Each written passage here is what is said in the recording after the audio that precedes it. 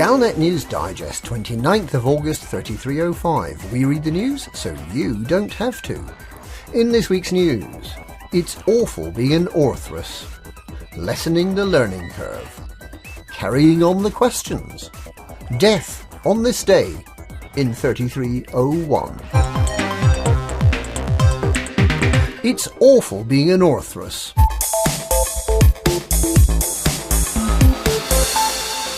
Footage has emerged of the newly discovered and highly timid Orthrus interceptor being chased and attacked in a variety of ways. The Orthrus, which looks like a cyclops but samples as a basilisk, and that may be Klaxian, maybe Orezrian, or maybe some sort of human Thargoid techno mashup, attempts to escape. But human commanders have discovered that it's all too easy to slow down the poor little thing long enough to blast it to shreds. Commander Tado Chip achieved the first recorded kill against an Orthrus.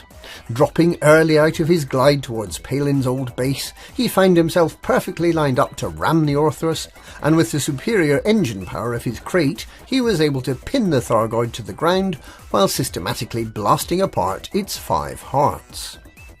Later commanders found that the Beluga is the perfect ship for pinning down an Orthrus, and it's now open season on the non-violent interceptor, which displays a No to Violence banner when targeted. But it's not just humans being inhuman to the Orthrus.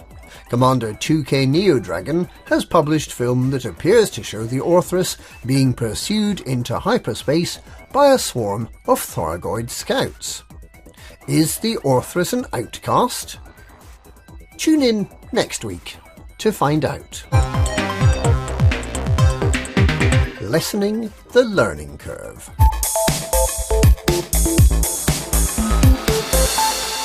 Flight instructor Theo R. Costa has confirmed that he will start training commanders from Wednesday the 18th of September. He looks forward to helping pilots new and old to steer through hoops. He will remind commanders mirror, signal, manoeuvre, and he will expect commanders to perform an emergency stop when he taps the dashboard. But he won't teach you to dock. That would make things way too easy. Carrying on the questions.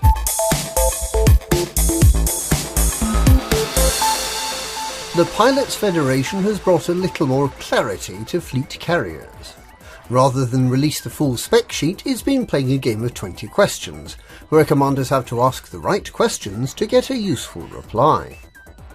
This week, we've learned that fleet carriers will have advanced technology that means they can jump to a new destination any day of the week, not just on Thursdays, as long as they have fuel. The fuel will be a purchasable and mineable commodity, but there is as yet no confirmation that it will be Quirium. You can jump as far away as you like in 500 light-year jumps, as long as you have the fuel. No, you can't jump into permit-locked systems, but feel free to try to find isolated stars that have somehow escaped being locked. Fleet carriers can be customised, presumably with very, very large nameplates, but cannot be bought using ARCs. They can only be bought with hard credits from the Bank of Zeonts, and can only be bought in the name of a single commander, not a group or a squadron, although that commander can then allow others to dock at their discretion. Carriers can only be bought in certain systems, the nature of which remains obscure. Although they are effectively indestructible, they'll be persistent, and can be used by other commanders even when the owner is asleep. They also have a means of defending themselves, even though they're indestructible. Each fleet carrier will have a support vessel assigned to it that'll be appropriate to the type of work its owner has kitted it out for. The fleet carrier's loadout will be tied to the type of support vessel. If you choose to sell your fleet carrier, don't expect to get back as much as you paid for it. That's just not how the economy works.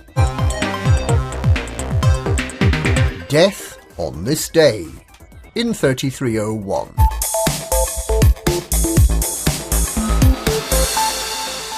4 years ago, August the 29th, 3301 was a key day in the fast unravelling scandal of the murder of Federal Vice President Nigel Smeaton, with the revelation that Smeaton had been trying to prove that the explosion that destroyed the Highliner Antares was not an accident, but in fact was sabotage.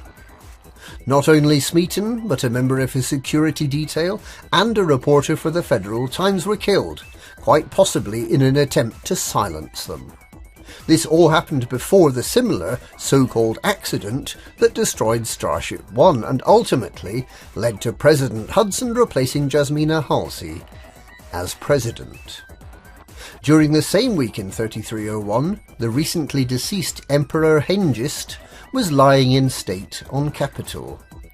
The Imperial Internal Security Service began their hunt for Emperor's Dawn under the direction of Senator Petraeus, and the Fuel Rats celebrated their 1000th rescue. And that's this week's Galnet News. Galnet News, we read the news so you don't have to.